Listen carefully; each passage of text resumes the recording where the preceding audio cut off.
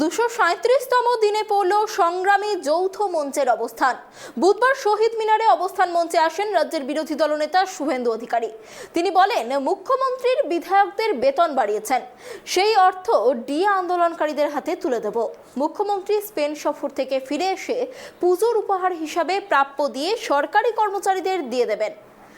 সংগ্রামী যৌথ মঞ্চের নেতা ভাস্কর ঘোষ জানান, আমরা এই অর্থ সুপ্রিম কোর্টে ডিএ মামলাতে চালানোর জন্য দিয়ে দেব।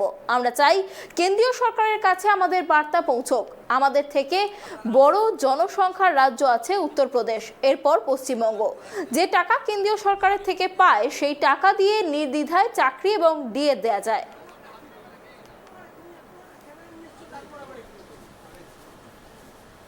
আমাদের কনসেন্টের বাইরে, আমাদের ওপিনিয়নের বাইরে, আমাদের অ্যাবসেন্সে আপনি বিধানসভায় একতরফা ঘোষণা করেছেন 50,000 টাকা করে বেতন বৃদ্ধি করলাম মন্ত্রীদের, আর প্রতিমন্ত্রী এমএলএদের 40,000 টাকা করে। আমি opposition leader, equivalent to cabinet minister, আমাকে পূর্ণমন্ত্রীর মতোই ভাতা এবং বেতন দেওয়া হয়। আমি আমার বাড়তি যে অর্থ দিয়েছেন আমাদের সংগ্রামী যৌথ মঞ্চ এবং তার সঙ্গে থাকা বিভিন্ন অনুমোদিত সংগঠনের ডিএ আন্দোলনের যে আইনি লড়াই, তাছাড়াও দমন পীড়ন কারণে ট্রান্সফার সহ নানা বিষয়ে জর্জরিত এই আন্দোলনকারীরা, তাদের আন্দোলন আজকে 237 দিন অতিবাহিত। আমি তাদেরকে আমার যে বাড়তি অর্থ, সেই অর্থ চেকের মাধ্যমে তাদের অ্যাকাউন্টে প্রদান করার জন্য প্রস্তাব এখানে দিয়েছি, কারণ আমার রিফিউজ করার সুযোগ নেই। আরটিজিএস এনএফটিএস করে সরকার টাকা আমাকে পাঠিয়ে দেবে। আমি আমার চেক এনাদেরকে আমি পাঠিয়ে দেবো।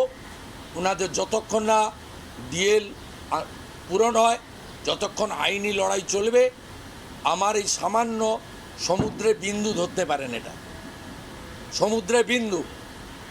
ওরা কর্মচারী সংগঠন, কর্মচারীদের বাইরের কোনো অর্থ নিয়ে তাদের আন্দোলন সংগঠিত করেনি কোনো দিন কারোর কাছ থেকে। শুধু আমি নয়, অন্য কোনো রাজনৈতিক দল, ব্যবসায়ী প্রতিষ্ঠান, শিল্প প্রতিষ্ঠান, স্পন্সরার কারোর কাছ থেকে কোনো সাহায্য নেয়নি।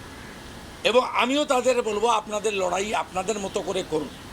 আমার এই সামান্য অর্থ আপনারা লিগ্যাল ব্যাটেনের জন্য লয়ারদেরকে দিয়ে দেবেন যদি মনে করেন। প্রাথমিকভাবে তারা আমার প্রস্তাব গ্রহণ করেছে এবং আমি মনে করি এটা সিম্বলিক। লিডার অব অপোজিশনের এই প্রস্তাবটা দেখে মুখ্যমন্ত্রী একটু লজ্জা পাবেন।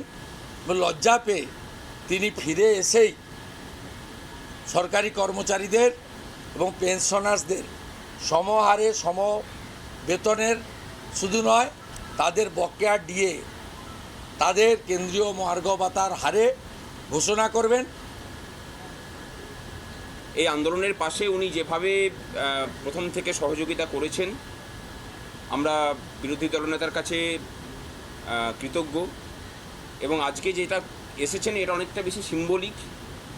উনি বিরোধী দলনেতা হিসাবে যেটা মনে করেছেন যে কর্মচারীদের ন্যায্য পাওনাটা আগে মিটিয়ে পরে এটা করলে পরে ভালো করতেন, আমরা সেটার সাথে একমত এবং সেটাকে স্বীকার করছি।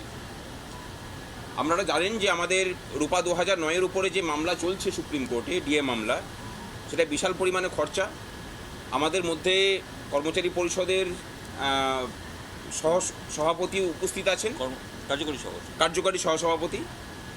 আমরা এই টাকা যেটা আসবে সেটা আমরা ওনাদের ফান্ডে আমরা দিয়ে দেবো। এই কর্মচারীদের পক্ষ থেকে সুপ্রিম কোর্টে যে ডিএ মামলা চলছে, সেই ডিএ মামলার জন্য এই অর্থ ব্যয়িত হবে।